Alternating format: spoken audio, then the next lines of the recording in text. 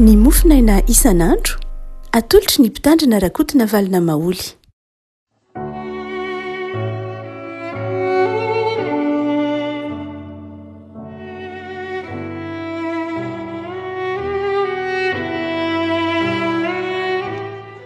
Faramirahabantsika revako malala trahatry ity alakamisy fa 4 ny volana may ity, andro fahatsiarovana ny karan'i Jesoa tany an-danitra. Moa io dia fahaly mirahaba antsika rehetra trany andro fiakarana izany na ny Ascension, manonona ny fiadanan'ny Tompo sy ny fifaliany amintsika rehetra.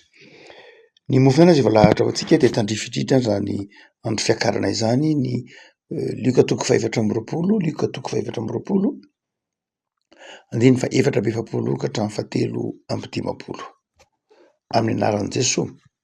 Ro Jesoa taminy: izao ny teniko izay nolazaiko taminareo fony mbola tao aminareo aho, fa tsy maintsy ho tanteraka izay rehetra nanoratanay teo amin'ny lalàn'i Mosesy sy ny mpaminany niariny Salamo.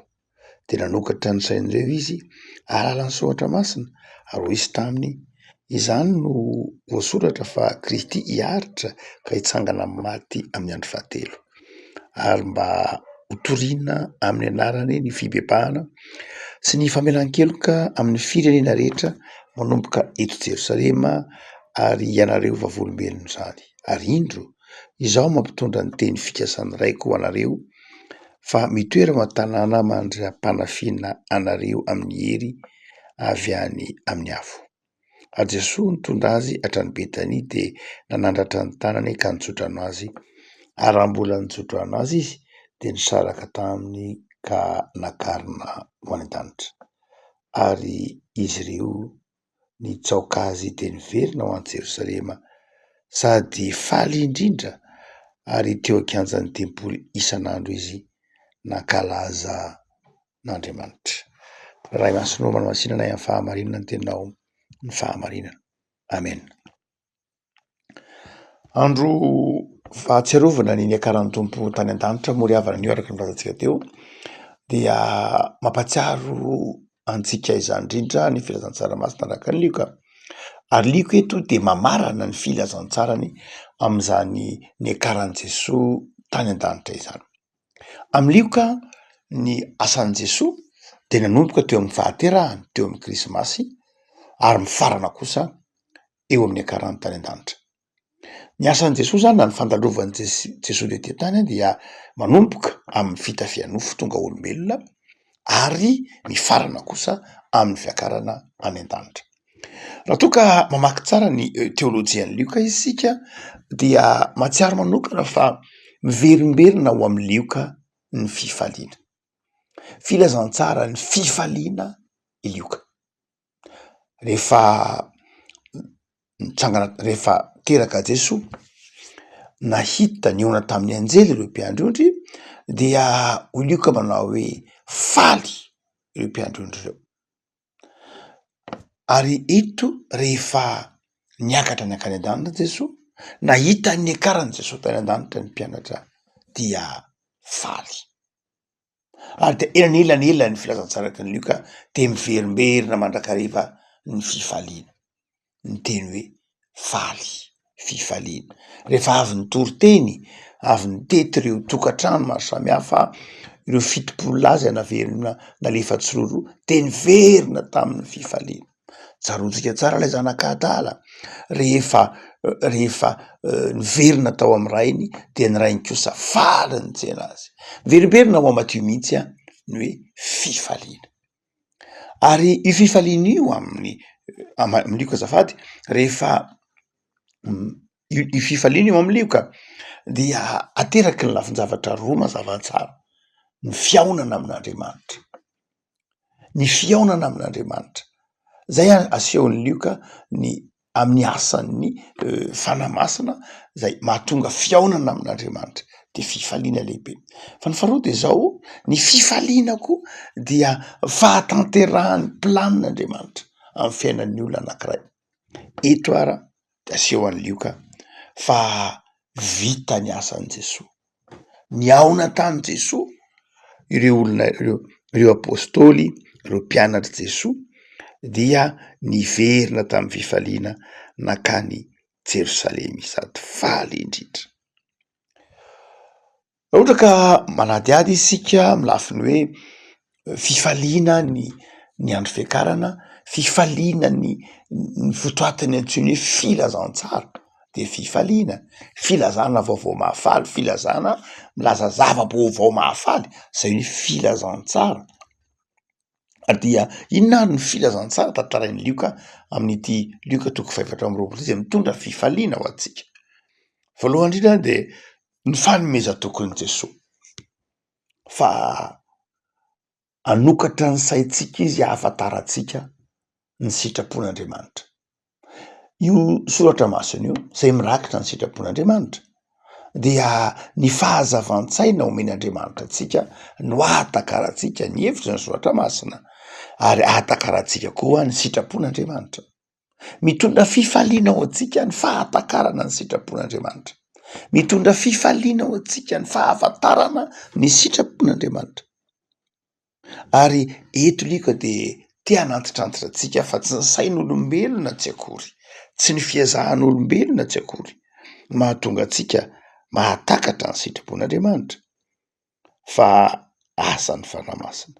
Diny fa 5:20 dia nanokatra ny sain'ireo Jesosy ahalala ny soratra masina. Ary io antony io no mahatonga amin'ny Paoly miteny manao hoe raha miafina ange ny filazantsara anay, miafina amin'izay ho very zany. Zany hoe ny fahatakaratsika ny sitrapon'Andriamanitra ka mahatonga antsika tia an'Andriamanitra, mahatonga antsika tia mivavaka, mahatonga antsika faly amin'Andriamanitra dia asan'Andriamanitra.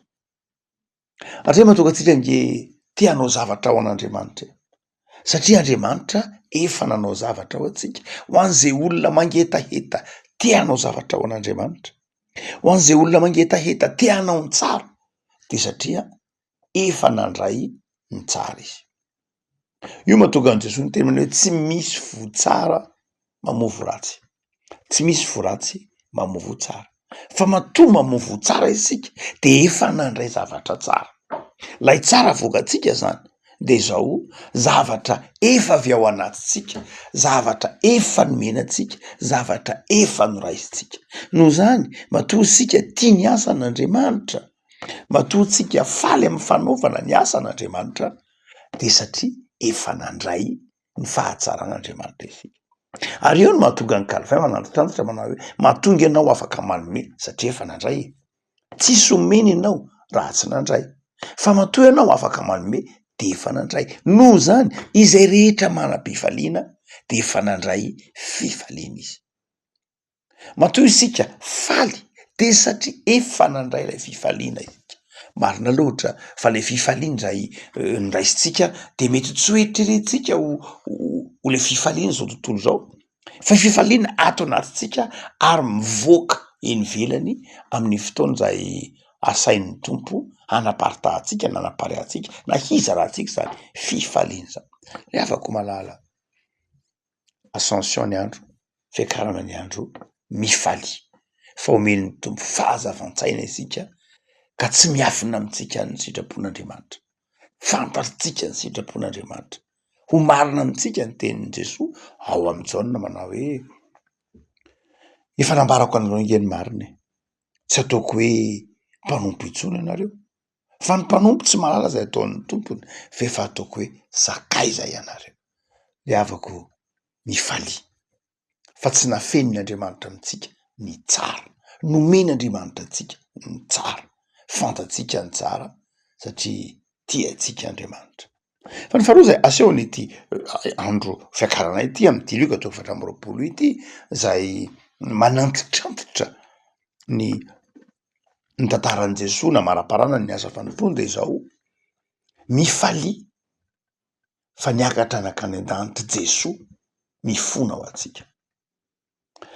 Ny teolojian'i Paoly Romanina 9:9 de manazava fa Jesosy de ho an-tananankavanan'Andriamanitra mitoetra mifona ho antsika.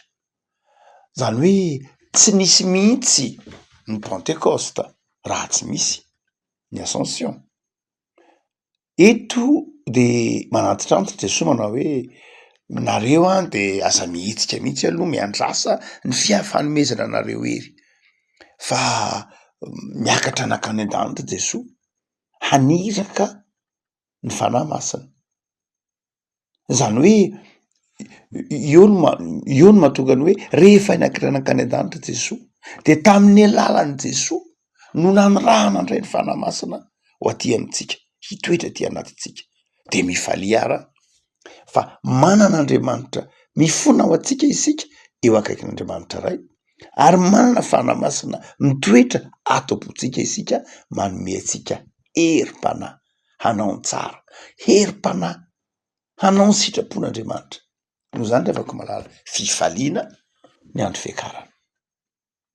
Mandrakariva mantsy ny firentsika fa ny fety lehibe kristianina ny voalohany indrindra fety lehibe kristianina fantatsika moa zany de ny Paska. Ateo aoriana de niditra ny Pentecosta ary ateo aoriana de miditra ny Ascension. Ireo rehetra ireo dia milaza ny fitiavan'Andriamanitra atsika fahatanterahany faminaniny efa natao tamin'i Jesosy tamin'ny andron'ny tamin'ny roampaminany tamin'ny salamo tamin'ny lalàna hoy Jesosy amin'ny Luka 4:20 zany hoe teraka Jesosy krismasy ny andro maty tao amin'ny hazo fijaliana sy nitsangana tamin'ny maty Jesosy Paska ny andro niakatra ny akany an-danitra Jesosy mifona ho atsika eo an-tanana ankavanan'Andriamanitra Ascension ny andro. Zany rehefa malala mahereza mifalia fa vita ny famonjena raha tsy niakatra nakany an-danitra Jesosy de zao tsy mbola vita ny famonjena fa niakatra nakany an-danitra Jesosy nandresy ny fahafatesana niakatra nakany an-danitra ary mifona ho atsika manelanelana atsika amin'Andriamanitra. Rehefa malala fotoam-pifaliana zany satria fahatanterahana zay efa nampanantenana ny Ascension. Fa ny fahatelo zay itaomany perikopany Luka 4:20 tsika hifaly dia isika manana andraikitra sy manana adidy. Meloa ny akaran'i Jesosy any an-danitra tena ny miadidy izy mandehany anareo any amin'izao tontolo zao ho vavolombeloko ianareo. Ny fifalitsika rehefa malala de isika heken'Andriamanitra hanakinan'Andriamanitra izany asa mahavavolombelona atsika izany. Raha ohatra ka mijery sika ny soratra masina de tokony hatsiaro fa itokisan'Andriamanitra mihitsy isika. Ina moa ny antony anomezana antsika Andriamanitra ny fanahy? Atsiarovana antsika fa itokisan'Andriamanitra isika. Ndraindray atsika ny menimenina amin'ny avesatry ny asa fanompoana, menimenina amin'ny avesatry ny asa manao hoe mavesatra le asa tompo, tsy voalamina tsony ny fotoana, tsy voalamina tsony ny asa maro samihafa. De izao mifalia fa itokisan'Andriamanitra ataony vavolombelona. Rehefa malala am'izao andro fiakarana zao ara dia aoka atsiaro ianao fa vavolombelon'i Jesosy. Dia io asa zay ijoroano vavolombelona io dia asa zay tian'ny tompo ivelaranao, tian'ny tompo ahasambatra anao io asa io. Io asa io tsy voatery ny asa fanompoana atao any am-piangonana na any amin'ny tempoly ihany am'izay fikambanana misy atsika na tsy sampanasa sotr'izany tsy zay ihany fa lay asa tsika isan'andro io koa asa ijoroana vavolombelona ka hanomezany tompo atsika hery hanovantsika zavatra tsara satria fantatra amin'ny asa tsika nge isika. Ny olona nge de mahafantatra atsika amin'ny asa tsika raha anona mpivarotra, raha anona mpitsabo, raha anona mpampianatra, raha anona mpanjaitra sy ny sisa rehetra fantatra amin'ny asa tsika isika. Mamaritra ny maha isika tsika ny asa tsika am'izao vanim-potoana ankehitriny zao fantatra amin'ny asa tsika isika. Anoho zany dia io asa tsika io koa de tokony ho asa fijoroantsika vavolombelona. Ka itenenan'ny olona mihitsy hoe raha anona mpivarotra marina, raha anona mpanjaitra mahitsy, raha anona mpitsabo mahay. Zany hoe ireny toetra fanampy ny ahafantaran'ny olona antsika ireny de izao toetra vokatry ny asan'ny fanan'Andriamanitra aty anatintsika. Ny finiavantsika anao zavatra tsara de tokony ho fantatsika fa tsy ny olombelona mpanota ny mahavita azy fa Andriamanitra. Matoa miezaka manao zavatra tsara isika, matoa tia zavatra tsara isika, matoa mikendry hanao ny tsara isika, de asan'Andriamanitra zany. Tsarotsika tsara fa vao nahary izao tontolo zao Andriamanitra de ho ny bokin'ny Genesisy zay rehetra nataony de tsara avokoa.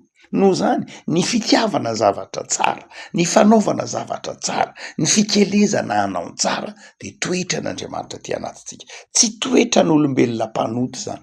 Ny olombelona ny fahotana de tsy manao afa-tsy manimba zavatra, mandrava zavatra, ary ny vokatry ny fahotana de faharavana. Fantatsika tsara mihitsy ny safodrano, ny vokatry ny fahotana ke ny safodrano. Ny faharavana tany Sodoma sy Gomora vokatry ny fahotana ngereny. Ny fahotana no niteraka ny fandravana. Marina fa hoe nodiovon'Andriamanitra izy ireny, saingy zao ny fahotana natonga ilay fanadiovana. Noho zany ny fitiavana an'Andriamanitra, Andriamanitra mitoetra amintsika de mahatonga antsika tia manao ny tsara. Afaka malala fitsaboana vavolombelona zany eto, ny fanaovantsika tsara, ary amin'ity andro fiakarana ity de mifalia fa ataon'ny tompo vavolombelona, ary vavolombelona manao zavatra tsara, vavolombelona mikendry zavatra tsara. Ary zany zavatra tsara sain'ny tompo tanterantsika mahavavolombelontsika zany de tsy tsika akory manao zany samirery fa ny fitahian'Andriamanitra, ny herin'Andriamanitra.